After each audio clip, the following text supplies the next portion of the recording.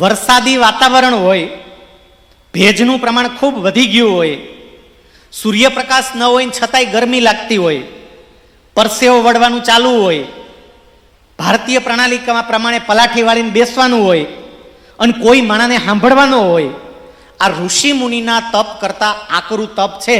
અને એવું તપ કરવા તમે બધા બેઠા છો એટલા માટે તમને અભિનંદન આપ્યા. હવે જરા તમે વિચાર કરો, મેં તમને જે વાતો કરી સાહેબ, મેં તમને અમેરિકાની વાત કરી, મેં તમને દક્ષિણ ભારતની વાત કરી, અને હવે આપણા ગુજરાતની વાત કરું કે વ્યક્તિ સંકલ્પ કરે તો એ સંકલ્પનું પરિણામ શું હોઈ શકે. અમરેલીની અંદર એક તમારા જેવો વિદ્યાર્થી, એનું નામ કુણાલ ભટ્ટ. આ છોકરો અભ્યાસ કરતો હતો, 10મા ધોરણના બોર્ડના વર્ષમાં હતો. એને 3 બહેનો, એક ભાઈ, પરિવારમાં કમાનારા એના પિતા એક. એના પિતાને કેન્સર ડિટેક્ટ થયું, કેન્સર મોઢાનું. 10મામાં હતો છોકરો, અને કેન્સર સીધું જ 3જા કે 4થા સ્ટેજનું કેન્સર ડિટેક્ટ થયું. એટલે હવે જીવવું જેના માટે મુશ્કેલ હોય એવી સ્થિતિ હતી. શું પરિસ્થિતિ થાય આ પરિવારની? સાંભળજો બધા વિદ્યાર્થીઓ કે વ્યક્તિ કેવી રીતે પોતાની કારકિર્દી બનાવતા હોય છે. સાહેબ, આ દીકરો 10મા ધોરણની બોર્ડની પરીક્ષા આપી ત્યાં સુધીમાં એના પપ્પાનું કેન્સર એટલું વકરી ગયું, સારવાર માટે ભારતની જુદી જુદી કેટલીય નામાંકિત હોસ્પિટલોમાં દોડાદોડી કરી, અને જે કંઈ પણ પરિવારની બચત હતી ને એ પરિવારની બચત ખતમ થઈ ગઈ. દીકરાએ 10મા ધોરણની બોર્ડની પરીક્ષા આપી. એનો સંકલ્પ હતો કે મારે ડોક્ટર બનવું છે. મારા પપ્પાને કેન્સર થયું, આવા કેટલાય પપ્પાઓને કેન્સરો થતા હશે, મારે ડોક્ટર બની અને લોકોની સારવાર કરવી છે. આવો સંકલ્પ એને 10મા પછી કર્યો. 11મા ધોરણમાં ત્યાંની જ એક સ્કૂલમાં એને એડમિશન લીધું. એનું 11મું ધોરણ ચાલ્યું. બીજી તરફ એના પિતાના આ ચહેરાનો એક આખો ભાગ એ કાઢી નાખવામાં આવ્યો. પરિવારની પરિસ્થિતિ સામાન્ય, હવે માથે થોડું દેવું થવા માંડ્યું. એ દીકરાએ માંડ કરીને 11મું ધોરણ પૂરું કર્યું. 11મું ધોરણ હજી એનું પૂરું થયું, 12મા ધોરણમાં આવ્યો તો આ સ્કૂલનું મેનેજમેન્ટ બદલાઈ ગયું. નવા ટીચર આવ્યા, નવું મેનેજમેન્ટ આવ્યું, ટીચરો અનુભવી નહીં, કંઈ એવું ભણાવે નહીં. અને બીજી તરફ પેલા છોકરાના પપ્પાનો ચહેરાનો બીજો ભાગ એ પણ કાઢી નાખવામાં આવ્યો. પરિવારની પરિસ્થિતિ એટલી ગંભીર, ઘરનું વાતાવરણ એટલું ગંભીર, સ્કૂલની અંદર કોઈ એવું વાતાવરણ મળે નહીં. 6 મહિના જતા રહ્યા. સાયન્સમાં બી ગ્રુપ, હજી નીટની કોઈ તૈયારીઓ ચાલુ નહોતી થઈ. તમે વિચાર તો કરો, આમાં સાયન્સવાળા સમજી શકે કે હજી તો 12મું ચાલુ થાય એ પહેલા તો નીટ કે જેડબલીની તૈયારીઓ ચાલુ થઈ ગઈ હોય, અને 6 મહિના જતા રહ્યા, હજી નીટની શરૂઆત નથી થઈ. એના મામા હતા છોકરાના રાજકોટ. મામાને છોકરાએ મામાને ફોન કર્યો કે મામા હવે શું કરવું, કંઈ ખબર પડતી નથી, હજી અમારે નીટની તૈયારીઓ ચાલુ નથી થઈ. એના મામા ટીચર હતા. એણે એવું કહ્યું, બેટા એક કામ કર, તું અહીંયા રાજકોટ મારે ત્યાં રહેવા માટે આવી જા, હું તારી વ્યવસ્થા કરાવું. એ છોકરો પોતાનો થેલો લઈ અને રહેવા માટે મામાને ત્યાં જતો રહ્યો. મામાએ એની પોતાની ઘરે એ દીકરાને રાખ્યો. મહેનત કોને કહેવાય અને સમર્પણ કોને કહેવાય ને એ જરા સાંભળજો. એ છોકરો પોતાના મામાને ત્યાં રહે. એક સ્કૂલ કે જે સ્કૂલ રાજકોટની નામાંકિત સ્કૂલ કહેવાતી, એના મામા એ સ્કૂલમાં હતા, એમાં એ દીકરો જાય. નામ એનું ત્યાં અમરેલીની સ્કૂલમાં જ બોલે. માત્ર અહીંયા નીટની તૈયારી કરવા માટે જાય. ત્યાં લગભગ 100 જેટલા એ સ્કૂલના 12થના વિદ્યાર્થીઓ હતા. 100 નહીં, કદાચો 200, 199 કે સમથિંગ સંખ્યા હતી. 200ની આસપાસ એના 12થના સ્ટુડન્ટ હતા. એમાં આ છોકરો જઈ અને બેસે. બાકીના બધાને 6, 7, 8 મહિનાની તૈયારી થઈ. આ સાવ નવો, પણ મૂકે નહીં, એનો સંકલ્પ. બરોબરની તૈયારી કરે. સાહેબ ત્યાં આવ્યો, તૈયારી શરૂ થઈ, હજી માંડ થોડોક સેટ થયો. 12 કે 15 દિવસ જેવો સમય ગયો અને એના પિતાનું અવસાન થયું. સમાચાર મળ્યા કે પપ્પા જતા રહ્યા. આ દીકરો રાજકોટથી અમરેલી એમના પપ્પાની અંતિમ સંસ્કાર વિધિ માટે ગયો. એના મામા સાથે હતા. બંને ત્યાં ગયા. સ્મશાનમાં એના પિતાની અગ્નિ સંસ્કાર વિધિ ચાલે છે. આ દ્રશ્યની કલ્પના કરજો. તમારી ઉંમરનો છોકરો 12મામાં હજી તો આવ્યો હતો. એમના પિતાની અગ્નિ સંસ્કાર વિધિ ચાલે છે ને એ દીકરો બેઠો છે, રડે છે.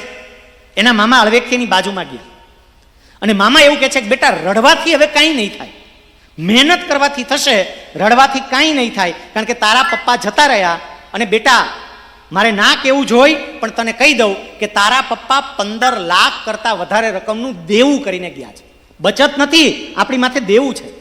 પણ તું ઈચ્છે તો આ બધું જ દૂર થઈ શકે. હજી તારી પાસે સમય છે, બરોબરનું મહેનતમાં લાગી જા. તારી પાસે 5.5 કે 6 મહિના કરતા વધારે સમય છે. બેટા હજી મહેનત કરી લે ને, તને સારામાં સારા માર્ક આવી શકે.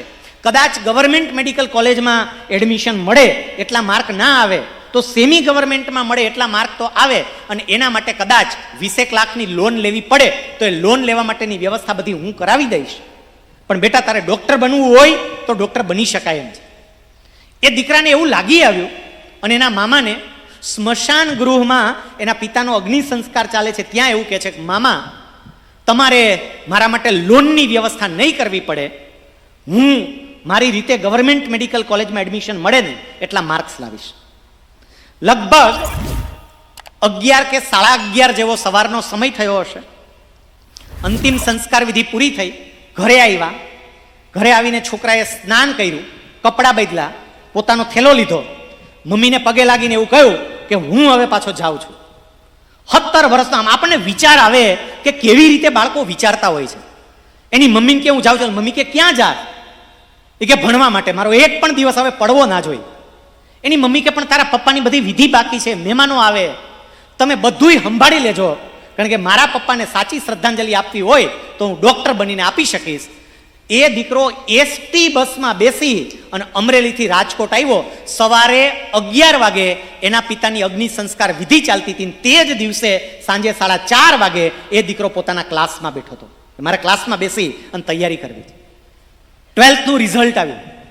બોર્ડમાં તો સારું પરફોર્મ કર્યું જ, પણ નીટમાં પણ એનું પરફોર્મન્સ અદ્ભુત હતું. એ સ્કૂલ ટોપ લેવલની સ્કૂલ કે જ્યાં 200 વિદ્યાર્થીઓ અભ્યાસ કરતા હતા, જેની તૈયારી 6 મહિના કરતાં વધારે સમયની હતી. આ તો પાછળથી જોડાણ હતો, પણ આ 200 વિદ્યાર્થી ઉપરાંત આ 12નો આવેલો એક બીજો, આ તમામમાં સૌથી પહેલા નંબર ઉપર નીટમાં આ કુણાલ ભટ્ટ આવ્યો, પહેલા નંબર ઉપર. એને ગવર્મેન્ટ મેડિકલ કોલેજમાં જ એડમિશન મળ્યું અને રાજકોટની પીડીયુ મેડિકલ કોલેજની અંદર એણે એડમિશન લીધું. મેડિકલ કોલેજના સ્ટુડન્ટ તરીકે એ જ્યારે ભણવા માટે જતો ને તો ઘરેથી સાયકલ લઈને જાય. એના મામાએ એવું કહ્યું, બેટા તે પૈસા બચાવ્યા છે, સેમી ગવર્મેન્ટમાં એડમિશન નથી મળ્યું, ગવર્મેન્ટમાં મળ્યું, આપણે ફી ના ભરવી પડે, પૈસા બચાવ્યા છે, હું તને સ્કૂટર લઈ દઉં. એણે એવું કહ્યું કે ના મામા, કોઈ ખોટો ખર્ચો નથી કરવો, હું સાયકલ લઈને જઈશ. સાયકલ લઈ અને એ દીકરો ભણવા માટે જાય. એને પોતાનું MBBS પૂરું કરી લીધું અને અત્યારે હવે PGનું એનું જે અભ્યાસ છે એ ચાલુ થયું. થોડા સમય પછી એ દીકરો માસ્ટર પણ પૂરું કરશે અને પછી સુપર સ્પેશિયાલિસ્ટ એને બનવું છે એવું કહે છે તો સુપર સ્પેશિયાલિસ્ટ પણ બનશે. એક વ્યક્તિ સંકલ્પ કરે તો શું શક્ય છે એ તમે જોઈ લો. અને હવે દરેક તમે વિચારો કે આપણે શું સંકલ્પ કરીએ છીએ. મિત્રો એટલું યાદ રાખજો, આપણને એવું થાય કે સાહેબ તમે આ બધી વાત કરો ને, આ તો બધાય બહુ સમૃદ્ધ માતા પિતાના દીકરા દીકરીઓ હોય, એની પારિવારિક પરિસ્થિતિ એવી હોય, સાહેબ એની આર્થિક પરિસ્થિતિ એવી હોય, એના પરિવારમાં બધાય ભણેલા. અમે તો ગામડામાં રહેનારા, મમ્મી દાળીએ વહી ગઈ હોય, પપ્પાઈ મજૂરી કરતા હોય, ક્યાંક કારખાનામાં કામ કરતા હોય, અમે શું કરી શકીએ? મેં તમને જે કંઈ પણ ઉદાહરણ આપ્યા ને એ બધા જ ઉદાહરણ આપણા જેવા જ દીકરા દીકરીઓના ઉદાહરણ છે કે સામાન્ય પરિસ્થિતિવાળા પણ ક્યાંના ક્યાં પહોંચી શકે, તમે પણ એ કરી શકો. એટલે ક્યારેય તમારી જાતને સામાન્ય નહીં સમજતા. તમારા બધામાં એક ક્ષમતા છે. આવી જ્યારે આપણે વાત કરીએ ને એટલે કેટલાક વિદ્યાર્થીઓ એવું કહે કે જો આ ભાઈ વાત કરવા આવ્યા ને એને મોટિવેશનલ સ્પીકર કહેવાય. અને મોટિવેશનલ સ્પીકર એટલે શું કે મોટી મોટી વાતો કરે, એવી મોટી મોટી ગાભા ફાડી નાખે એવી વાતો કરશે અને આપણને એવા પંપ મારશે, એવા પંપ મારશે, એવા પંપ મારશે, આમ એવા ફૂલાવીને ફાડકો કરી દે ને. આ લોકોનું કામ જ આવો. સમજી રાખજો, હું તમને જે કંઈ પણ વાત કહી રહ્યો છું ને આ માત્ર ને માત્ર ફૂલાવીને ફાડકો કરવાની વાત નથી, આ નરી વાસ્તવિકતા છે. મેં તો ખાલી તમને 2-4 ઉદાહરણ આપ્યા. તમારી આસપાસ આવા ઢગલા બંધ ઉદાહરણ હશે કે જે લોકોએ એક સંકલ્પ કર્યો હોય અને એ સંકલ્પને કઈ રીતે ચરિતાર્થ કરે. હમણાં જ અમે ત્યાં સ્ટાફ રૂમમાં બેસીને વાતો કરતા હતા. બટુકભાઈએ જ્યારે આ વિસ્તારની અંદર આ શાળા શરૂ કરવા માટેનો વિચાર કર્યો કે ગ્રામ્ય વિસ્તારના વિદ્યાર્થીઓ એનામાં ક્ષમતા હોય ટેલેન્ટેડ હોય અને છતાંય ભણે નહીં, મોટું સપનું જોવે નહીં, આપણે ગ્રામ્ય વિસ્તારમાં અદ્ભુત શિક્ષણ આપે એવી શાળા ચાલુ કરવી છે એવો એમણે સંકલ્પ કર્યો. અમુકે કીધું એ છે એલા શાળા શરૂ કરવી હોય ભાવનગરમાં કરાય, તળાજામાં કરાય, આવા નાના ગામડામાં ક્યાં કરવી, ટીમડા આવા ગામમાં શાળા કરવાની કહ્યું હશે કોઈ કે? પણ એમને કહ્યું કે ના, મારે ગ્રામ્ય વિસ્તારના વિદ્યાર્થીઓ માટે ગામડાની વચ્ચે રહીને કામ કરવું છે. અને એનું પરિણામ સાહેબ તમે અત્યારે જોઈ શકો છો કે તમારી શાળાની દિવાલમાં ક્યાંય સમાય નહીં એટલા ફોટા વિદ્યાર્થીઓના છે. પછી અલગ અલગ કોઈ પણ પ્રકારની પરીક્ષા હોય, એ શિષ્યવૃત્તિની પરીક્ષા હોય, એ નવોદયની પરીક્ષા હોય, એ બાલાચડીની પરીક્ષા હોય, એ પ્રખરતા શોધ કસોટી હોય, કોઈ પણ પરીક્ષા હોય, ગણેશ શાળાના વિદ્યાર્થીઓ બધે જ છવાઈ ગયા. એના પાયામાં આ વ્યક્તિએ કરેલો સંકલ્પ પણ છે. મારે એક બાબત એ નોંધવી છે ને તમને કહેવી છે.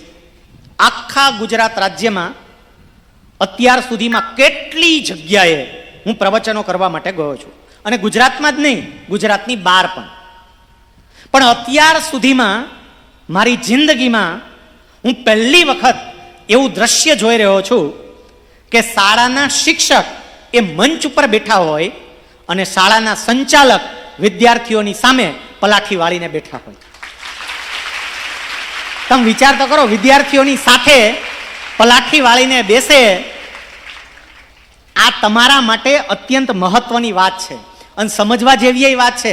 એની જેમ તમે કરી શકો, એને જે સપનું જોયું છે ને એ સપનું તમે જોઈ અને તમે પૂરું કરી શકો. હવે કરવાનું શું? ચલો આટલી વાત કર્યા પછી હવે પ્રેક્ટિકલ પાછું અમારે શું કરવાનું સાહેબ? તો તમારે શું કરવાનું? પહેલું, તમને જે મનમાં આવતું હોય ને કે મારે આ બનવું છે, તમે લખો, કાગળ ઉપર લખો. હું તો ત્યાં સુધી કહું કે તમારામાંથી કોઈનું ડોક્ટર બનવાનું સપનું હોય ને, ડોક્ટર બનવાનું, તમે 8માં કેમ નથી, 9માં કેમ નથી? અત્યારથી જ તમારા નામની આગળ ડોક્ટર લખો અત્યારથી. જે તમે નામ લખતા હોય ને બુકમાં, ડોક્ટર શૈલેષ સકપરિયા એમ લખો. એન્જિનિયર બનવું હોય તમારા નામની આગળ TR લખો, અત્યારથી લખો. ટીચર બનવા માંગતા પહેલા ER, ટીચર બનવા માંગતા હોય TR, જે બનવા માંગતા હોય તમારા નામની સાથે એ અત્યારથી લખવાનું ચાલુ કરી દે. ભાઈ એના શું થાય એક બળ મળે. હું સ્પીપામાં ઘણા વર્ષો સુધી જોઈન્ટ ડાયરેક્ટર રહ્યો. વિદ્યાર્થી મિત્રો, કદાચ તમારામાંથી કોઈએ આ સ્પીપાનું નામ સાંભળ્યું હોય. ગુજરાત સરકારની એક એવી સંસ્થા કે જે આપણા ગુજરાતના દીકરાઓ અને દીકરીઓને સ્પર્ધાત્મક પરીક્ષાની તૈયારી કરાવે છે. UPSCની પરીક્ષાની તૈયારી કરાવે. તમે પરીક્ષા આપો, પાસ થાવ, સીધા કલેક્ટર બનો, સીધા કમિશનર બનો, સીધા DSP બનો. સ્પીપા એ કામ કરાવે. અમારી બેચ ચાલુ થાય, વિદ્યાર્થીઓ મને મળવા માટે આવે, તમારા જેવા જ યુવાન વિદ્યાર્થીઓ હોય. હું પૂછું, બેટા ગોલ શું? મને કે સાહેબ IAS બનવું છે. IAS. નામ શું? મને કે શૈલેષ સકપરિયા. હું કહું અત્યારથી લખ નીચે, હાલ શૈલેષ સકપરિયા નીચે લખ, IAS લખ, અત્યારથી લખ. ભલે 100 રૂપિયાનો ખર્ચો થાય, તારા નામની એક નેમ પ્લેટ બનાવ. નેમ પ્લેટ શૈલેષ સકપરિયા, 100 રૂપિયાની ભલે ખર્ચો થાય, કર ખર્ચો, અને એમાં નીચે IAS લખ. અને તારા ઘરના દરવાજાની બહાર 2 ખીલી ઠપકારી અને માયરા, અત્યારથી લઈ. કોઈ ના નહીં પડે. આમાં જેના જે સપના હોય ને, હું એટલું કહું છું કે આવતા 1 મહિનામાં તમારા પપ્પાને કહે અને તમારા નામની નેમ પ્લેટ બનાવો. દુનિયાને દાંત કાઢવા હોય તો ભલે દાંત કાઢે, તમારી મજાક ઉડાડવી હોય ભલે મજાક ઉડાડે, પણ અત્યારથી જ તમારો ગોલ નક્કી કરીને દિવાલમાં ચોંટાડીને નાખો, લોકોને ખબર પડે. એ મોટો ફાયદો કહી દો તમને આનો, બોલો. બાકી બીજો ફાયદો થાય કે ના થાય? અત્યારે તમે તમારું નામ લખી નીચે IAS, IPS, આવું કાંઈ પણ જે કંઈ પણ બનવા માંગતા હોય એ લખી અને બરોબરની ખીલી મારી અને દરવાજાને બહાર રાખી દો. શું થાય? PGVCL વાળા ચેકિંગમાં આવે ને તો તમારા ઘરમાં ન આવે. એમ કે આ તો કોઈ કલેક્ટરનું ઘર લાગે છે ભાઈ. હવે એને ખબર ન હોય, કલેક્ટર બિચારો ટિફિન ખાય છે શેડ નીચે બેઠો બપોરે. અત્યારથી તમારો ગોલ નક્કી કરી અને લખીને રાખો, અને જે આવું કરતા હોય ને એને એનું પરિણામ પણ મળે. આ ખાલી હું વાત નથી કરતો સાહેબ. વિશ્વની સૌથી નામાંકિત યુનિવર્સિટી, એનું નામ છે હાર્વર્ડ યુનિવર્સિટી. આજકાલ ડોનાલ્ડ ટ્રમ્પને કારણે એ ચર્ચામાં છે. આ હાર્વર્ડ યુનિવર્સિટી વિશ્વની સૌથી પ્રસિદ્ધ યુનિવર્સિટી પૈકીની એક છે. હાર્વર્ડ, ઓક્સફર્ડ, કેમ્બ્રિજ, સ્ટેનફર્ડ, આ નામાંકિત યુનિવર્સિટીઓ છે વિશ્વની. જેવી રીતે આપણે અહીંયા તક્ષશિલા, નાલંદા, વલ્ભી આ બધી હતી એ રીતે. એ હાર્વર્ડ યુનિવર્સિટીએ 1979માં એક સર્વે કર્યો. સાંભળજો, અને કોઈને મારી વાત ઉપર વિશ્વાસ ના આવે તો આ જ સર્વે કોઈને વાંચવાની ઈચ્છા થાય તો ગૂગલ ઉપર અવેલેબલ છે, ગૂગલ ઉપર આ સર્વે જોઈ લેજો. એ સર્વે કર્યો અને એ સર્વેની અંદર એની MBA કરનારા વિદ્યાર્થીઓની એક બેચ હતી. એ વિદ્યાર્થીઓને એવું પૂછવામાં આવ્યું કે તમે શું બનવા માંગો છો, તમારે શું બનવું છે ટૂંકમાં. વિદ્યાર્થીઓને આવું પૂછ્યું. હવે વિદ્યાર્થીઓએ જે જવાબ આપ્યા છે એ જવાબ સાંભળજો. એમાં 83% જેટલા વિદ્યાર્થીઓ એવા હતા કે જે વિદ્યાર્થીઓએ એવું કહ્યું, 83%, 83% સ્ટુડન્ટ, એમણે એવું કહ્યું કે અમારો કોઈ ગોલ નક્કી નથી, અમે હજી કાંઈ નક્કી કર્યું નથી. 14% વિદ્યાર્થીઓ એવા હતા કે જે વિદ્યાર્થીઓ એવું કહ્યું કે અમારે શું બનવું છે એ અમારા મનમાં નક્કી છે, પણ અમે લખીને રાખ્યું નથી. તમે લખવાની વાત કરો છો એવું લખીને નથી રાખ્યું, અમારા મનમાં નક્કી છે અમારે શું બનવું. પણ 3% વિદ્યાર્થીઓ એવા હતા કે જેને શું બનવું છે એ નક્કી હતું અને લખીને રાખેલું હતું. આ 1979માં સર્વે કર્યો, એનું પરિણામ 83% વિદ્યાર્થીઓ એવા કે જે વિદ્યાર્થીઓનો કોઈ ગોલ નક્કી નથી, 14% વિદ્યાર્થીઓ એવા જેનો ગોલ નક્કી છે પણ માત્ર મનમાં નક્કી છે, અને 3% વિદ્યાર્થીઓ એવા કે જેનો ગોલ નક્કી છે ને લખીને રાખ્યો છે. વાત પૂરી થઈ. 10 વર્ષ પછી 1989ની સાલમાં આ વિદ્યાર્થીઓ અત્યારે ક્યાં છે, શું કામ કરે છે અને કેટલું કમાય છે એની માહિતી એકત્રિત કરી યુનિવર્સિટીએ 10 વર્ષ પછી.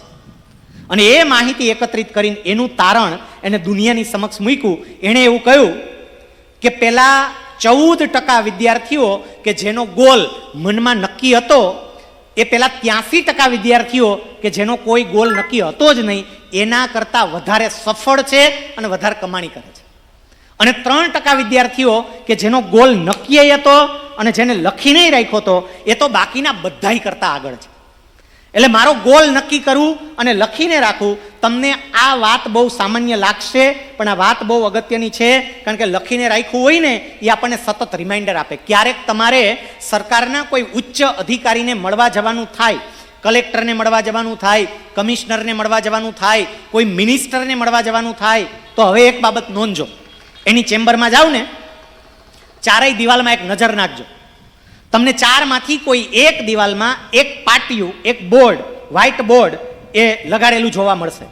અને વ્હાઇટ બોર્ડ જે લગાડેલું હોય ને એ વ્હાઇટ બોર્ડની અંદર એને જે કામ કરવાના હોય ને એ કામની યાદી લખેલી હોય.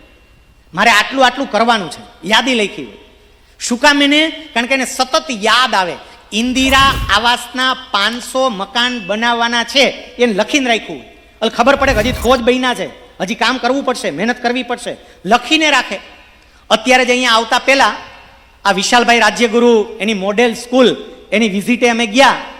મેં જોયું તો એ જે બેસે છે એની સામે જ બરોબરનું બોર્ડ હતું.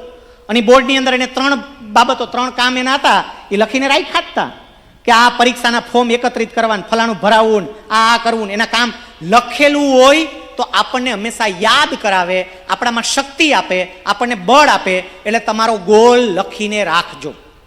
જે ગોલ લખીને રાખે એનું શું થાય, એક ઉદાહરણ પછી તરત બીજા મહત્વના મુદ્દા ઉપર. આપણા ગુજરાતમાં નવસારી જિલ્લામાં એક નાનું એવું ગામ, અને એ ગામના આચાર્ય, સ્કૂલમાં શિક્ષક તરીકે, આચાર્ય તરીકે જે સેવા આપતા હતા, એનો એક દીકરો સરકારી શાળામાં ભણતો હતો. શિક્ષકનો દીકરો, બહુ એટલી અમીર પરિસ્થિતિ નહીં. એ દીકરાએ પોતાનો બધો જ અભ્યાસ પૂરો કર્યો. લાર્સન એન્ડ ટુબ્રો કંપનીની અંદર 1965ની સાલમાં આ છોકરો નોકરીએ લાગ્યો. એનો હોદ્દો હતો આસિસ્ટન્ટ એન્જિનિયર અને એનો પગાર હતો 670 રૂપિયા મહિનાનો. મહિનાના 670 રૂપિયા, આસિસ્ટન્ટ એન્જિનિયર તરીકેનો એનો હોદ્દો, નોકરીનો પહેલો દિવસ. આ છોકરો લાર્સન એન્ડ ટુબ્રો કંપનીના કેમ્પસમાં દાખલ થાય છે અને એ વખતે સંકલ્પ કરે છે કે આજે હું એક સામાન્ય આસિસ્ટન્ટ એન્જિનિયર તરીકે આ કંપનીના કેમ્પસમાં પગ મૂકું છું, પણ જ્યારે હું આ કંપનીમાંથી નિવૃત્ત થઈશ ને ત્યારે કંપનીના ટોચના હોદ્દા પરથી નિવૃત્ત થઈશ, ટોચના હોદ્દા પર પહોંચીશ અને પછી નિવૃત્ત થઈશ. હવે ઘણાના ગાંડા જેવો લાગે, આવડી મોટી જાયન્ટ કંપની, કોઈ ઓળખાણ નહીં, કોઈ પરિચય નહીં, સાવ નાનો મામૂલી એવો હોદ્દો, અને છતાંય આવું સપનું જોવે. એ ભાઈએ, એ યુવાને એક કાગળ ઉપર પોતાનો ગોલ લખ્યો. પહેલા એને પોતાનું નામ લખ્યું. મેં હમણાં તમને કહ્યું ને, અનિલ નાયક, પોતાનું નામ લખ્યું અનિલ નાયક. અને પછી નીચે એને પોતાનો હોદ્દો લખ્યો. એનો હોદ્દો કયો હતો? હમણાં મેં તમને કહ્યું, આસિસ્ટન્ટ એન્જિનિયર. પણ એ નો લખ્યો. એને કાગળમાં નામ લખ્યું અનિલ નાયક, નીચે લખ્યું group chairman Larsen and Toubro group. Group chairman એટલે ખબર પડે, કોઈ એક કંપનીનો ચેરમેન નહીં, લાર્સન એન્ડ ટુબ્રો કંપનીની બીજી કેટલીય પેરેન્ટ્સ કંપનીઓ હોય, અલગ અલગ કેટલીય કંપનીઓ, એ બધી જ કંપનીઓનું આખું ગ્રુપ થાય અને એના જે ચેરમેન હોય તે, કેટલાકને એવું લાગે કે આવું શક્ય જ નથી, આવું કેવી રીતે બને. 2017માં 8 વર્ષ પહેલા આ માણસ રિટાયર્ડ થયા. અને જ્યારે રિટાયર્ડ થયા, તમારામાંથી કોઈને વાંચનની ટેવ હોય, ક્યાંયથી સાંભળ્યું હોય તો કદાચ આ ખબર હોય કે આ માણસ જ્યારે રિટાયર્ડ થયા ત્યારે લાર્સન એન્ડ ટુબ્રો કંપનીના ગ્રુપ ચેરમેન તરીકે રિટાયર્ડ થયા. ગ્રુપ ચેરમેન હતા લાર્સન એન્ડ ટુબ્રો કંપની. એને જે નક્કી કર્યું ને, આ ગુજરાતનો ગામડાનો દીકરો અનિલ નાયક લાર્સન એન્ડ ટુબ્રો કંપનીના ચેરમેન તરીકે નોકરીમાં દાખલ થયા. 670 રૂપિયાનો પગાર હતો, 670 રૂપિયા મહિનાનો. અને જ્યારે નોકરીમાંથી નિવૃત્ત થયા ત્યારે એને નિવૃત્તિના જે લાભ આપવામાં આવે, કોઈ પણ કર્મચારી નિવૃત્ત થાય એટલે એને નિવૃત્તિના લાભ મળે. આ જેટલા અમારી પાછળ 1-2 સરકારી કર્મચારી અધિકારી બેઠા છે, પૂછજો એને, બધા નિવૃત્તિના લાભ ગણતા હોય. નિવૃત્ત થવાનું થાય ને ત્યારે ગ્રેચ્યુઇટીના આટલા મળશે, પીએફના આટલા આવશે, રજા નથી ભોગવી એને આટલા આવશે, સરવાળો મળે 35 લાખ. રાજી રાજી થઈ જાય 35 લાખમાં. અનિલ નાયકને એના નિવૃત્તિના લાભ પેટે કુલ મળીને 137 કરોડ રૂપિયા ચૂકવા છે કંપનીએ. 137 કરોડ. તમે વિચાર કરો, આ છે સંકલ્પની તાકાત. એટલે આજ પછી પહેલું કામ આપણું એ થાય કે મારો ગોલ શું છે એ હું નક્કી કરીશ, લખીને રાખીશ.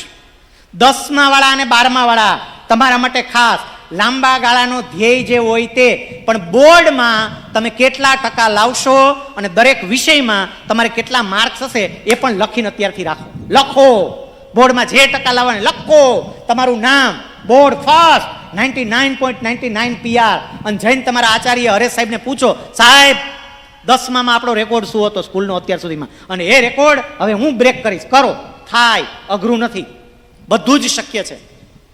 એટલે દરેકે દરેક વ્યક્તિ સંકલ્પ કરે, ગોલ નક્કી કરે, લખીને રાખે. હવે બીજી વાત, ખાલી ગોલ નક્કી કરવા પૂરા ન થઈ જાય ભાઈ. આમાં તો તમે એમ કે સાહેબ સાહેબ સાહેબ પ્રવચન પૂરું કરી દો સાહેબ, હવે તો પરસેવો બહુ વળે છે સાહેબ, સમજાઈ ગયું સાહેબ, તમે જે કહો અહીંયા દિલમાં ચોટી ગયું સાહેબ, દિલ પે લગ ગઈ આપકી બાતે, બસ હવે મૂકી દો, વાત પૂરી કરો, તમે છૂટા અમે છૂટા, બધા છૂટા. મૂળ તો સાહેબ સંકલ્પ જ કરવાનો હે ને, સમજાઈ ગયું સાહેબ. અને સાહેબ આવા સામાન્ય સંકલ્પો શું કરવા? ડોક્ટર બનવું, એન્જિનિયર બનવું, શિક્ષક બનવું, વકીલ બનવું, આ વાતે કઈ સંકલ્પ પોતાય છે? એટલે આપણે કહીએ તો તારો સંકલ્પ શું છે વળી? એટલે આપણને આમાંથી કોઈક જવાબ આપે, પ્રાઇમ મિનિસ્ટર ઓફ ઇન્ડિયા આપણો સંકલ્પ, ભારતના વડાપ્રધાન. બસ એક ચા બનાવવા વાળો ભારતના વડાપ્રધાન બની શકે તો ગણેશ વિદ્યાલયનો વિદ્યાર્થી કેમ ના બને? આપણે કઈ શાબાશ બેટા, વેરી ગુડ. આ બાજુથી કોક બોલે પાછું સાહેબ એ પણ નહીં, આપણે કઈ તો president of India Draupadi Murmu, એ તો કાળા છે અને તોય રાષ્ટ્ર, હું તો ધોરી છું તો હું તો રાષ્ટ્રપતિ બનું ને. માત્ર ને માત્ર સપના જોવાથી સપના પૂરા થાય નહીં, એને માત્ર શેખ ચલ્લીના સપના કહેવાય. સંકલ્પ જોવા, માત્ર સંકલ્પ કરવાથી સંકલ્પ પૂરા ના થાય. સંકલ્પને પૂરા કરવા માટે મારે જે કામ કરવું પડે બીજું, એ હવે આવે છે સમર્પણ. માત્ર સંકલ્પ નહીં, સમર્પણ. સમર્પણ એટલે પોતાની જાત હોમી દેવી પડે, મહેનત કરવી પડે, પુરુષાર્થ કરવો પડે. એક બહુ સરસ મજાની કોઈ કવિએ વાત કરી છે, मिटा दे अपनी हस्ती को गर कुछ मर्तबा चाहे, मिटा दे अपनी हस्ती को गर कुछ मर्तबा चाहे, दाना खाक में मिलके गुले गुलजार होता है. જ્યારે દાણો જમીનમાં જાય પછી એને પેલા પીડા કેટલી થાય. આપણે બધાય ખેડૂતના દીકરા છીએ. આપણી આસપાસ ખેતી થતા જોઈ છે કે નથી જોઈ? હમણાં વરસાદ પડશે, વાવણી થશે, કેટલા કે આગળના વરસાદમાં ઠોકી હોતન દીધી છે, પાણી હોય એને. બાકી વાવણી થાય, માંડવી વવાતી હોય, મગફળી વાવો, દાણા અંદર જાય અને પછી દાણા અંદર જઈને રાયડું પાડવા માંડે તો અહીંયા તો બહુ ગરમી થાય છે, બહુ ગરમી થાય છે, બહાર કાઢો, બહાર કાઢો, મજા નથી આવતી, નથી આવતી. એલા રહેવું પડે. તારે મગફળી આપવી છે, તારે ફળ આપવા છે તો રહેવું પડે. જે દાણા બહાર આવી જાય, મારા સહન નથી થતું એમ કરીને, એ દાણાનું શું થાય? એને પારેવા ચણી જાય, પક્ષીઓ ચણી જાય, કાં હળી જાય, કાં એમાંથી ઉગે તો એને અરોડા કહેવાય. અરોડાને ઉપાડીને ફેંકી દેવાના હોય, કામમાં ન આવે. એ તો દાણાએ અંદર જવું પડે, મહેનત કરવી પડે. વિદ્યાર્થી મિત્રો, તમારા બધાનામાં એક ક્ષમતા છે, એક વખત મહેનત કરવાનો સંકલ્પ કરો કે મારે મહેનત કરવી છે.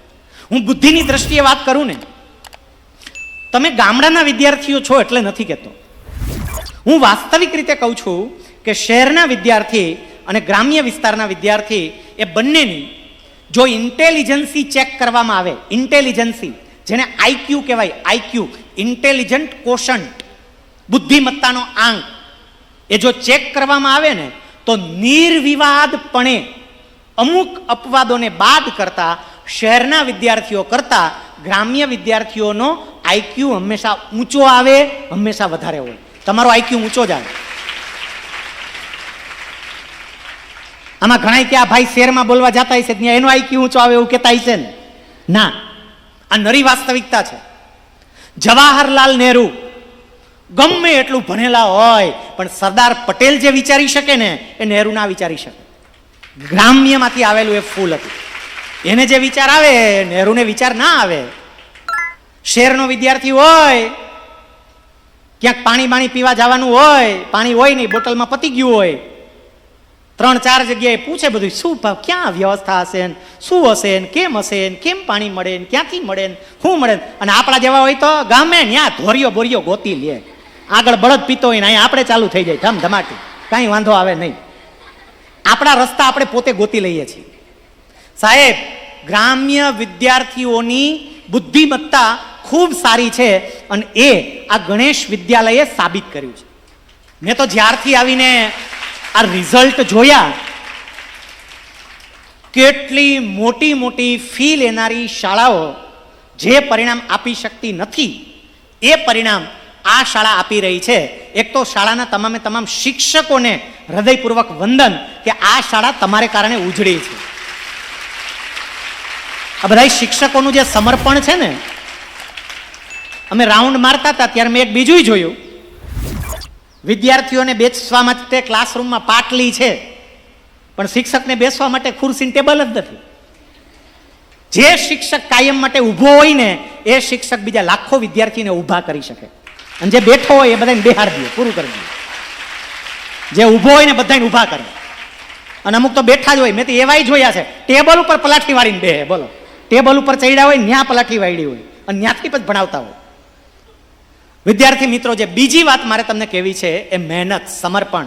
અને જે વ્યક્તિ મહેનત કરે ને, સફળતાનો કોઈ શોર્ટકટ નથી. મેં શરૂઆતમાં તમને મારી વાત કરી. શૈલેષ સકપરિયા, હાવ ગામડાનો સામાન્ય પરિવારનો છોકરો આ કક્ષાએ પહોંચી ગયો. પછી તો એને પુસ્તક લખ્યા. હું લેખક છું, બોલો લ્યો, તમને ખબર ન હોય તો 33 ચોપડીઓ લખી નાખી છે. મોટિવેશનલ સ્પીકર, લેખક, સરકારના એક સમયના અધિકારી. આ બધુંય લોકોને દેખાય પણ લોકોને એ નથી દેખાતું કે શૈલેષ સકપરિયાએ ત્યાં પહોંચવા માટે રોજ સવારે 3 વાગે ઉઠી અને વાંચ્યું છે. એ નથી દેખાતું, એમને ન પહોંચાય. હું 3 વાગે જાગતો, સવાર 3 વાગે જાગીને વાંચવા બેહું. 3 વાગે જ્યારે જાગું ને ત્યારે મન તો ના જ થાય, આપણને કોઈને મન ના થાય. એમાંય શિયાળામાં બધા ગોદડા ઉઠીને બરોબરના હુતા હોય. એક બાજુ મમ્મી હુતી હોય, એક બાજુ પપ્પા હુતા હોય, એક બાજુ ભાઈ હુતો હોય, બધા એને આપણે હારું ઉઠીને વાંચવાનું. અને ત્યાં એમ થતું કે આ બધા કેવા નિરાયતે હુતા જ. પછી હું મારી જાતારે વાત કરતો કે એ કોઈને ક્લાસ 1 નથી થવું, ક્લાસ 1 તારે થવું છે, એટલે સાનુમનો ચોપડી ઉપાડ અને વાંચવા માંડ, અને પછી અંદરથી બળ મળતું. મહેનત કર્યા વગર કાંઈ નહીં મળે. જેણે જેણે સફળતા પ્રાપ્ત કરી, તમને બધાને ક્રિકેટ પ્રત્યે બહુ જ પ્રેમ છે. અને એટલે મારે હવે તમને ક્રિકેટની વાત કરવી છે. મજા જ આવે ને જો બધાને. બોર્ડની પરીક્ષાનું જે થવું એ થાય, આઈપીએલ અમારે છૂટવી ન જોઈએ. બોલો આમાં આવાય હોય એ કે બોર્ડની પરીક્ષા બીજી વાર આવશે, આઈપીએલ હવે કઈ કદાચ આવે ન આવે, મારી પ્રિય ટીમ આવે ન આવે, શું ખબર. ક્રિકેટરની વાત સાંભળજો. 3 ક્રિકેટરની વાત કેવી છે, કેટલીક વાત અગત્યની હશે, એ પૈકીની આ અગત્યની વાત છે, એટલે જરા ધ્યાનથી સાંભળજો. પહેલો ક્રિકેટર, એનું નામ સચિન તેંડુલકર. સચિન તેંડુલકર માટે તમે આટલી બધી તાલીઓ વગાડી. સચિન તેંડુલકર એને ક્રિકેટના ભગવાન કહેવાય છે, ગોડ ઓફ ક્રિકેટ એવું બોલાય. સચિન તેંડુલકરે ક્રિકેટર તરીકે સમગ્ર વિશ્વમાં ખાલી ભારતના ક્રિકેટરો કે ભારતના લોકો એના વખાણ કરે એવું નહીં, સચિન તેંડુલકરના વખાણ આખી દુનિયા કરે છે. એ સચિન તેંડુલકર એક એડવર્ટાઇઝમેન્ટમાં કામ કરવા માટે 1 મિનિટ કરતાં પણ ઓછા સમયની એડવર્ટાઇઝમેન્ટ હતી. 1 મિનિટ જેટલો સમય પણ એમાં નથી લાગ્યો, અને એમાં કામ કરવાના એને 50 કરોડ રૂપિયા લીધા છે.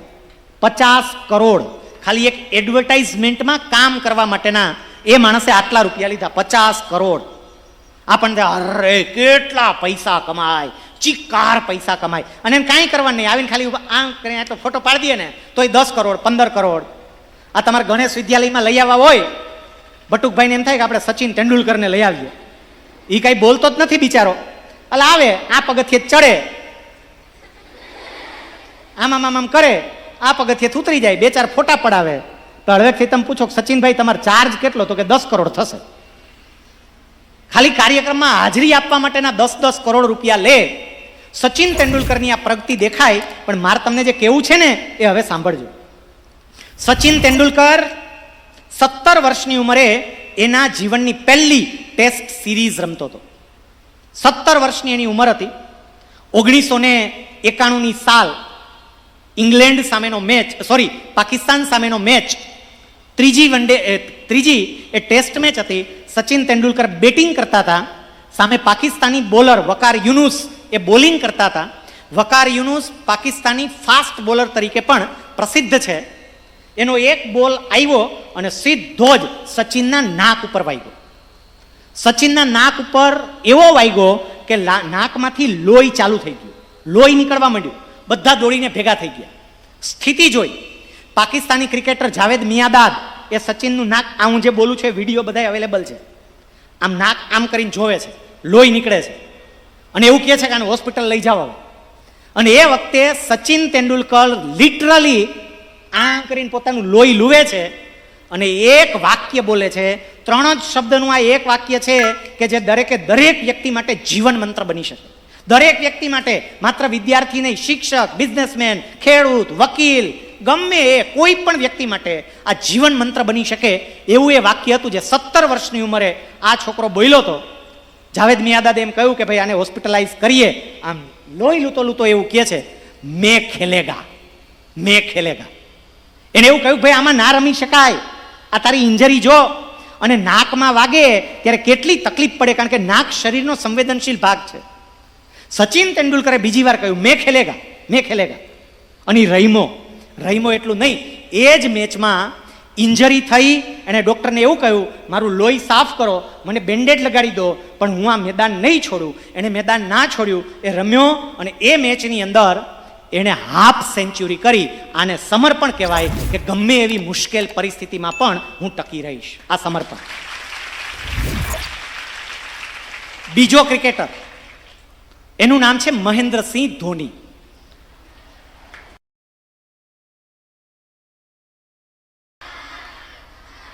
માહી. અને હજી એક એનું નામ કેપ્ટન કુલ. કેપ્ટન કુલ શું કામ? ભારતીય ક્રિકેટ ટીમનો એક એવો અત્યાર સુધીનો કેપ્ટન જે ગમે એવી વિકટ પરિસ્થિતિમાં પણ એકદમ સ્થિર રહી અને મસ્ત રીતે ટીમને સાચવી શકે. 2006નું વર્ષ હતું. ઇંગ્લેન્ડ સામેની મેચ હતી. મહેન્દ્રસિંહ ધોની બેટિંગ કરતા હતા અને અચાનક એને ખાવો શરૂ થયો. એટલે મહેન્દ્રસિંહ ધોની તરત જ બેસી ગયા, કારણ કે ઊભું રહી શકાય એવું જ નહોતું. દોડીને આવ્યા, ડૉક્ટરની ટીમ હોય ચેક કર્યું, એને બેક મસલ્સમાં ઈજા થઈ હતી. આપણે જે પાછળના મસલ્સ હોય એ મસલમાં એને ઈજા થઈ હતી. એટલે ડૉક્ટરે એવું કહ્યું કે તારે રેસ્ટ કરવો પડશે, કારણ કે હવે તારાથી ઊભું નહીં રહી શકાય. એ વખતે મહેન્દ્રસિંહ ધોની પણ એવું કહે છે કે ના, મારે રમવું છે. ડૉક્ટર કે પણ શક્ય નથી. મહેન્દ્રસિંહ ધોની એવું કહે છે કે હું રેસ્ટ કરીશ, પણ અત્યારે નહીં, એક વખત મેચ પૂરી થઈ જાય પછી હું રેસ્ટ કરીશ. અત્યારે ટેમ્પરરી ઉપાય મને કાંઈ પણ કહો, કાંઈક તો આનો ટેમ્પરરી ઉપાય હોય કે ન હોય. જે ટેમ્પરરી ઉપાય હોય એ કહો, આપણે ટેમ્પરરી ઉપાય કરીએ. ડૉક્ટર એવું કહે છે કે ટેમ્પરરી ઉપાય પણ તારામાં શક્ય નથી, કારણ કે મસલ્સને ઈજા થઈ હોય ત્યારે ટેમ્પરરી રાહત આપવા માટે આઈસ રબ કરવો પડે. આઈસ રબ એટલે બરફ પીઠની પાછળ રાખવો પડે, બરફનો શેક કરવો પડે, તો તું થોડું રમી શકે. તો લોકો તો બરફનો શેક કરો ને હું ક્યાં ના પાડું છું. એ કે પણ તારે રમવાનું છે, એમાં બરફનો શેક કેમ થાય? હવે સાંભળજો, ડેડિકેશન કોને કહેવાય તે.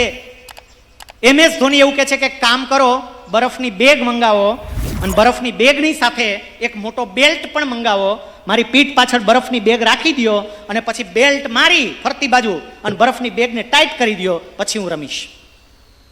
બરફની બેગ આવી, બેલ્ટ આવ્યો.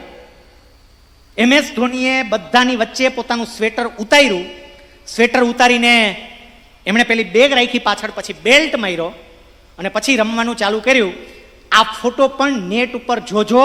MS ધોની રમે છે અને એની પીઠમાં આવડો મોટો ટેકરો છે. એ ટેકરો શેનો છે? બરફની બેગ રાખીને એ માણસ રમ્યો. એને રમવાનું મૂક્યું નથી. આવી પરિસ્થિતિમાં પણ એ ટકી રહ્યો. આને કહેવાય સમર્પણ.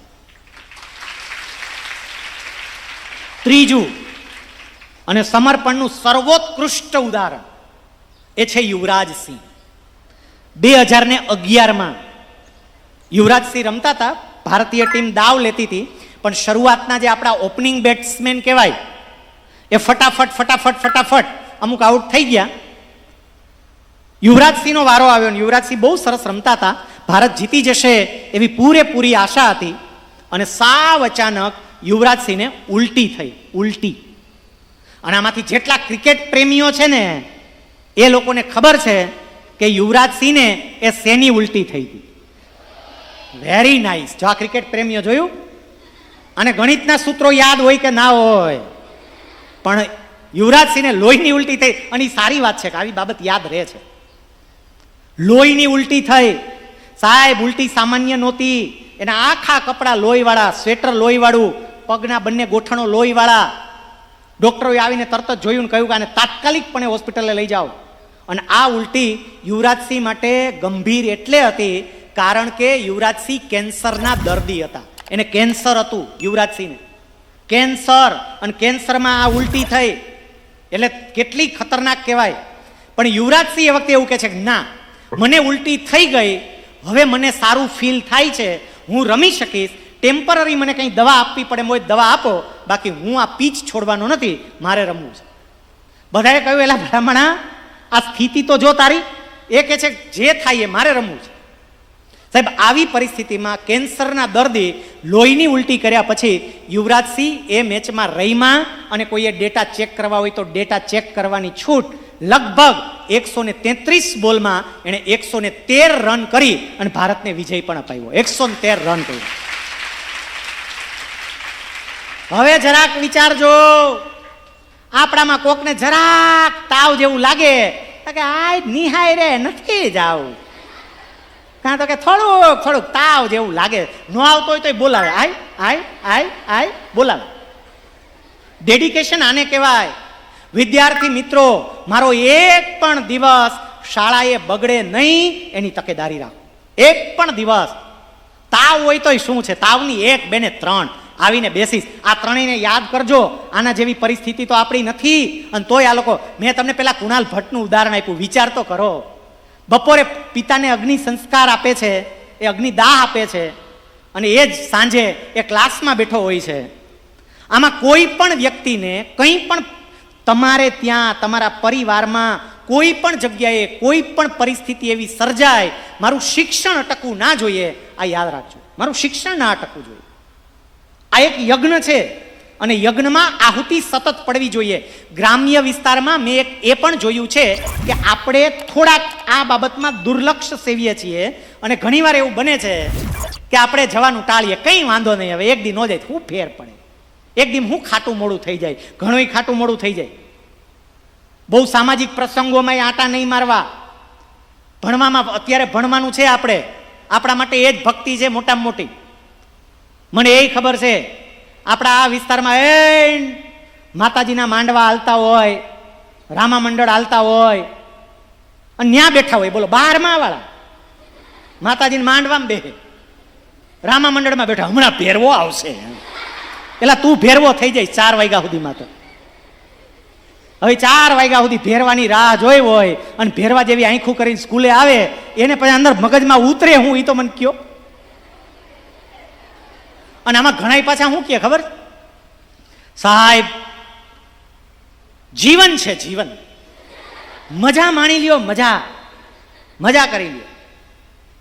મજા જ કરવાની છે ભાઈ. અમુકની એવી દલીલ હોય કે 1-2 માર કદાચ ઓછા આવે ફેર પડે. 11-12 સાયન્સ બી ગ્રુપ વાળા જેટલા વિદ્યાર્થીઓમાં બેઠા હોય, હાથ ઊંચો કરો તો. 11-12 science B group. Okay, thank you very much. ચલો, કેટલી બધી સંખ્યા. હવે તમે લોકો ખાસ સાંભળજો, બાકીના બધાને લાગુ પડે જ છે, પણ આ લોકો તમે તો ખાસ સાંભળજો. તમારો 1 દિવસ કે 1 કલાક કેટલી નુકસાનકારક હોય તે. કેટલાક એમ કે ને સાહેબ 1 માર્કથી શું ફેર પડે. માની લો કે ગવર્મેન્ટ મેડિકલ કોલેજમાં છેલ્લું એડમિશન 650 માર્કે અટકું. ગવર્મેન્ટ મેડિકલ કોલેજમાં છેલ્લું એડમિશન 650 માર્કે અટકું. મારે 649 માર્ક છે. કેટલા માર્ક ઓછા? 1 જ. એટલે હવે ગવર્મેન્ટ મેડિકલ કોલેજ તો કે ન મળે. ક્યાં જવાનું? તો કે જીમર્સમાં, સેમી ગવર્મેન્ટમાં. ફી કેટલી? તો કે 3 લાખથી શરૂ કરીને 7 લાખ સુધીની અલગ અલગ કોલેજોની અલગ અલગ સુવિધા પ્રમાણે. આપણે એવરેજ 5 લાખ ગણો, વાર્ષિક 5 લાખ. MBBS કેટલા વર્ષનું? તો કે 5 વર્ષનું. 1 વર્ષના 5 લાખ, તો 5 વર્ષના કેટલા થાય? તો કે 25 લાખ. ગવર્મેન્ટ મેડિકલ કોલેજમાં એડમિશન મળ્યું હોય તો વાર્ષિક ફી કેટલી? તો કે 25,000. 5 વર્ષની કેટલી થાય? તો કે 1.25 લાખ. ગવર્મેન્ટ મેડિકલ કોલેજમાં એડમિશન મળ્યું હોત તો MBBS કેટલામાં પૂરું થાત? તો કે 1.25 લાખમાં. હવે એમાં ન મળ્યું અને સેમી ગવર્મેન્ટમાં લેવું પડ્યું તો આપણને MBBS કેટલામાં પૂરું થાય? તો કે 25 લાખમાં. આપણા બાપાને આપણો 1 માર્ક 24.5 લાખમાં પડે. સમજો, 1 માર્કમાં શું ફેર પડે? 24.5 લાખનો 1 માર્ક થાય. 1 માર્કમાં આટલો ફેર પડે. અને એટલે હું એક પણ દિવસ મારો બગાડીશ નહીં. મેં તમને કહ્યું કોઈ પ્રકારના આવા ધાર્મિક પ્રસંગોમાં તમારી હાજરી જરૂરી નથી. આમાં ઘણા કે આ ભાઈ આવ્યો નાસ્તિક લાગે છે. ભલામણા ભગવાન રામચંદ્રજી એક વખત ભણવા માટે વશિષ્ઠના આશ્રમમાં ગયા. આ વિચારવા જેવું છે. વશિષ્ઠના આશ્રમમાં પગ મૂક્યા પછી જ્યાં સુધી એનો અભ્યાસ પૂરો નથી થયો ત્યાં સુધી અયોધ્યા પાછા નથી આવ્યા. ભગવાન કૃષ્ણ એક વખત સાંદીપનીને ત્યાં ભણવા માટે ગયા. જ્યાં સુધી એનો અભ્યાસ પૂરો નથી થયો એ પાછા નથી આવ્યા. ભગવાન સ્વામિનારાયણ એક વખત ગોપાલ યોગી પાસે ભણવા માટે ગયા. જ્યાં સુધી એનો અભ્યાસ પૂરો નથી થયો પાછા નથી હટ્યા. તો હું એક વખત ગણેશ શાળામાં ભણવા માટે જાઉં, જ્યાં સુધી મારો અભ્યાસ પૂરો ના થાય ત્યાં સુધી મારે પાછું ના આવાય. ઘરવાળાએ પાછું જવું પડે સાંજે. ઘણે કે ના, તો હવે અહીં ખેતરમાં રહેવું હોય, બાકી રહેવું છે અહીંયા જ. સમય તમારો બગાડતા નહીં ક્યાંય. અત્યારે હવે લગ્નની સિઝન પણ ચાલુ થાય અને એમાં લગ્નમાં તો અમારી બહેનોને તો જે હરખ હોય, આ લગ્ન 5મા ઘરે હોય ને મહેંદી આપણે ત્યાં મુકાતી હોય, બોલો. અને કેટલા છેટા લગ્નને ન્યા આવવું હોય. આમાં કેટલાક તો આ બધા સાંજે ઘરે જઈને મોબાઈલ લઈને મજા કરે. અહીં કાંઈ નથી થતી સાહેબ, મોબાઈલની મજા જ નથી થતી. મારે તમને એ કેવું છે કે મોબાઈલની મજા ન થાય એમાં પીરિયડ લઈ જાજો રામના ને એના, અને તમારી ફી તમ તાર ડબલ લેજો, કાંઈ વાંધો નહીં. વશિષ્ઠજી હાલો મેથ્સ ભણાવી જાઓ, આવી જાઓ. બધા ઋષિમુનિઓને ઘરે બોલાવે. એવું નથી કર્યું એને, આ વિચારવા જેવું. એમણે પોતાના સંતાનોને આશ્રમમાં મોકલ્યા. કૃષ્ણ સાંદીપનીના આશ્રમમાં ગયા. પાંડવો અને કૌરવો હસ્તિનાપુરના રાજકુમારો હતા, દ્રોણના આશ્રમમાં ગયા. આ બધું આપણને બતાવે છે. માતાને સંદેશો મોકલાયો હોય છે કે તું ત્યાં જેવું બનાવી દેતી હતી એવું શાક અહીંયા બનાવતા નથી, હું કેમ કરું? આ વિચારવા જેવું. અત્યારે બધું જ સહન કરી લેવું અને એક વખત સહન કરીને તમારી કારકિર્દી બનાવી લેવી. સાહેબ, એ સમય તમારી પાસે છે, એ સમયનો યોગ્ય ઉપયોગ કરજો, તમારી જાતને સમર્પિત કરજો, મહેનત કરજો. અત્યારે દરેકે દરેક વ્યક્તિ જરાક વિચારજો કે તમે કેટલી મહેનત કરો. હું ખરેખર બાકીના વિદ્યાર્થીઓની સરખામણીમાં તમને બધાઈને હૃદયપૂર્વક અભિનંદન આપું છું. એટલા માટે કારણ કે અહીંયા આવતા પહેલા મેં તમારી સ્કૂલ કે આપણી કેપેસિટી છે, પણ કેપેસિટી પ્રમાણે આપણે કામ કરતા નથી. આપણી કેપેસિટીનો આપણે ઉપયોગ કરતા જ નથી, એ મારે કહેવું. હવે જરા ધ્યાનથી થોડી વાર માટે બરોબર અહીંયા એમ કોન્સન્ટ્રેટ થઈ અને આ વાતને સાંભળજો. હું ગુજરાત સરકારનો અધિકારી હતો. વડાપ્રધાને એક નેશનલ લેવલના સેમિનારનું આયોજન કરેલું. સમગ્ર ભારતમાંથી 66 અધિકારીઓને, દરેક રાજ્યમાંથી 2 અધિકારી પ્રતિનિધિ રૂપે આવ્યા. કેન્દ્ર શાસિત પ્રદેશ નાનો હોય તો 1 અધિકારી, એમ કરીને કુલ 66 અધિકારીઓ આ ટ્રેનિંગમાં હતા. ગુજરાત સરકારે પણ પોતાના 2 અધિકારીઓને આ ટ્રેનિંગમાં મોકલવાના હતા. એમાં એક મારો વારો આવ્યો, મને ત્યાં જવાની તક મળી. ત્યાં અમારા બધાની પાસે અલગ અલગ 5 દિવસ સુધી જુદું જુદું કામ કરાવ્યું, અલગ અલગ પ્રોજેક્ટ કરાવ્યા, અલગ અલગ એક્ટિવિટી કરાવી. 5મા દિવસે અમારા ફીડબેક ફોર્મ ભરવામાં આવ્યા કે તમને સારું શું લાગ્યું. એક પ્રશ્ન એમાં હતો કે તમને સૌથી સારામાં સારું શું લાગ્યું, સૌથી સારામાં સારું શું. અને એ વખતે એક વ્યક્તિ એમણે જવાબ આપ્યો કે અમને સૌથી સારામાં સારું તમે જે એક એક્ટિવિટી કરાવીને એ લાગી. અને ખાલી એક વ્યક્તિએ નહીં, ત્યાં હાજર લગભગ મોટા ભાગની વ્યક્તિઓએ તરત એમાં સૂર પુરાવ્યો કે બિલકુલ સાચી વાત છે, બધાઈને સારામાં સારી આ એક્ટિવિટી લાગી. હવે એ એક્ટિવિટી કઈ હતી ને એ જરા સમજો. અમને એવું કીધું કે કામ કરો તો બધાય તમારી જગ્યાએ ઊભા થઈ જાવ તો. એટલે અમે અમારી જગ્યાએ ઊભા થયા. પછી કે જો આમ સીધા ઊભા રહી, બરોબર આમ ટટ્ટા, અને કોઈની સામે આંગળી ચિંતા હોય ને એમ ઊભા રહી. એટલે અમે ઊભા રહી. પછી કે જો હવે છે ને ધીમે ધીમે ધીમે ધીમે આમ હાથ પાછળ લઈ જવાનો, અને તમારો હાથ અટકી જાય ને, જ્યાં તમારો હાથ અટકી જાય ત્યારે પાછળ જોવાનું. સામે આંગળી ક્યાંક પડદામાં દિવાલમાં ક્યાંક અડતી હશે, સામે આંગળી અડતી હોય ત્યાં મનમાં એક ટપકું કરવાનું, આટલું કરવાનું. ચલો હાથ લઈ જાઓ, હાથ અટકે એટલે પાછળ જોજો, આંગળી જ્યાં અડે ત્યાં ટપકું કરજો. એટલે આમ બધા આમ કહ્યું, હાથ જેટલો આમ પાછળ જતો તો લઈ ગયો. પછી આમ જોયું, ટપકું અત્યારે કરો તો કે એ ઓલા ઝાડના પાનમાં અત્યારે મારો હાથ અડે છે, એટલે ઝાડના પાનમાં આમ ટપકું કર્યું. ત્યાં ટપકું કરો કર્યું. પછી હવે કામ કરો, એ જ રીતે ઉભા રહ્યો, આંખ બંધ કરો, નક્કી કરો કે ગયા વખતે હાથ જેટલે ગયો તો એના કરતાં આ વખતે વધારે આગળ લઈ જવો છે, આટલું નક્કી કરો અને ચલો લઈ જાઓ. કદાચ દુખાવો થશે, તકલીફ પડશે, મુશ્કેલી પડશે. જો અમુકે પ્રયોગ ચાલુ કરી દીધા, મુશ્કેલી પડશે પણ પ્રયત્ન કરો, જેટલું પાછળ જઈ શકે ને એટલું લઈ જાજો. ભલે દુખાવો થાય, સહન કરજો, અમે એ કે તમને મદદ કરશું. ચાલો હાલો લઈ જાઓ. પછી બધા આમ હાથ લઈ જતા હતા. એ કે હજી ભલે છે દુખાવો થાય, સહન કરો, હજી પ્રયત્ન કરો. પ્રયત્ન કરીને જોયું, અત્યારે જ્યાં છું છે ત્યાં હાથ અડતો તો ટપકું કરો, ટપકું કર્યું. અમને બધાઈને એવું થયું કે નાના છોકરા જેવી હું રમત રમાડે. પછી અમને એક પ્રશ્ન પૂછ્યો, એ કે તમે 2 વાર હાથ પાછો લઈ ગયા, હાથ જ્યાં અટકતો હતો તમે એમ ટપકું કરતા હતા, તે ટપકું 1 થયું, ટપકા 2 થયા. એટલે અમારા બધાના જવાબ હતા ટપકા 2 થયા. પહેલું ટપકું ઓલા લીલા પાને અને બીજું ટપકું આ છૂએ, 2 ટપકા થયા. અને પછી એમણે જે તારણ આપ્યું ને, હવે આ તારણ સાંભળજો. આ તારણ એ બતાવે છે કે આપણે શું કરી શકીએ. એમણે તારણ આપતા એવું કહ્યું, પહેલું ટપકું એટલે આપણે બધાય જે ક્ષમતાએ કામ કરીએ છીએ તે, આપણે બધાય જે મહેનત કરીએ છીએ તે.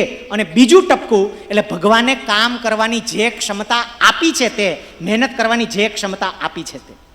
ભગવાને તો આપણને સુધી પહોંચવાની ક્ષમતા આપી છે. આપણે જ બધા આવીએ ને પાંદડે અટકી જાય, પાંદડે પૂરું. એટલે હજી આમ ખેંચ. ગણેશ શાળાના બિલ્ડિંગમાં ફોટા એના જ લાગે કે જે આ પાંદડાથી અહીંયા સુધી ખેંચાણા હોય, બાકીના તો અહીંયા સુધી બધા આવે. 12માં 200 વિદ્યાર્થીઓ હોય તો 200 તો અહીંયા સુધી આ કરીને પાંદડા સુધી પહોંચી જાય. પાંદડાથી છૂ સુધી પહોંચવામાં તકલીફ પડે અને ત્યાં મહેનત કરવી પડે. જે મહેનત કરે એ ત્યાં પહોંચે. એક ઉદાહરણ આપવું છે કે જે વ્યક્તિ પોતાના એક્સ્ટ્રીમ લેવલ સુધી કામ કરે ને એ શું લાવી શકે. જરા ધ્યાનથી આ વાતને સાંભળજો સાહેબ. ગોંડલનો એક છોકરો, એનું નામ શ્યામ ખીમાણી. એ છોકરાની આર્થિક પરિસ્થિતિ અત્યંત સામાન્ય.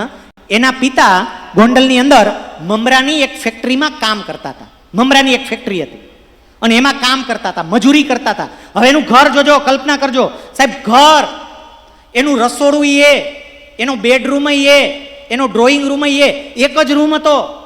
એક ખૂણામાં નાવાનું, એક ખૂણામાં રસોડું, એક ખૂણામાં ખાટલો, બાકીના નીચે હોઈ જાય. હાવ એક રૂમનું મકાન. એમાં આ દીકરો રે. એ દીકરો 12 કોમર્સમાં અભ્યાસ કરતો હતો. કોમર્સ વાળા સાંભળજો, 12 કોમર્સમાં અભ્યાસ કરે આ દીકરો.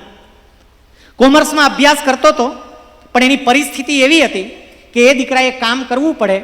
રોજ સવારે 6:30 વાગે જાગી જાય, 7 વાગ્યા સુધીમાં તૈયાર થાય. કેટલું કામ લે પોતાની જાત પાસેથી એ જોજો. 7 વાગે તૈયાર થઈ જાય, 7 વાગે ટ્યુશનમાં જતો રહે. 7 વાગ્યાથી 10 વાગ્યા સુધી 3 કલાક ટ્યુશનમાં. સરકારી શાળામાં ભણતો હતો, સ્કૂલમાં ભણવા જવાનું નહીં. 10 વાગે ટ્યુશન પૂરા થાય એટલે 7 વાગે ઘરેથી ટિફિન લઈને જ નીકળ્યો હોય. એ ટિફિન લઈ અને સીધો નોકરીએ વયો જાય. 17 વર્ષની ઉંમરનો તમારા જેવડો દીકરો નોકરી કેની? ગોંડલની બસ સ્ટેન્ડની સામે, ગોંડલ બસ સ્ટેન્ડની સામે એક ફૂટવેરની દુકાન હતી. ફૂટવેરની દુકાન, સોમનાથ ફૂટવેર નામ હતું. એ ફૂટવેરની દુકાનમાં આ છોકરો નોકરી કરતો હતો. બૂટ ચપ્પલની દુકાન. આખો દી બધાને બૂટ ચપ્પલ બતાવવાના, આન તેન. સાંજે 8 વાગે નવરો થાય, 8:30 ઘરે પહોંચે, જમીને નવરો થાય. હવે એમાં વાંચવા જેવો ક્યાં રહે? વિચારો ખરો. સવારે જે છોકરો 5:30 જાગ્યો હોય, આટલું કામ કર્યું હોય, રાતે 8:30 ઘરે આવ્યો હોય, એ છોકરો બિચારો જમવા જેવો કેમ, પેલો વાંચવા જેવો કેમ રહે? એ છોકરો રાતે વાંચે. પણ વાંચવા માટે અહીંથી સાંભળવા જેવું છે, વાંચવા માટે રૂમમાં બેસીને વાંચી શકે નહીં.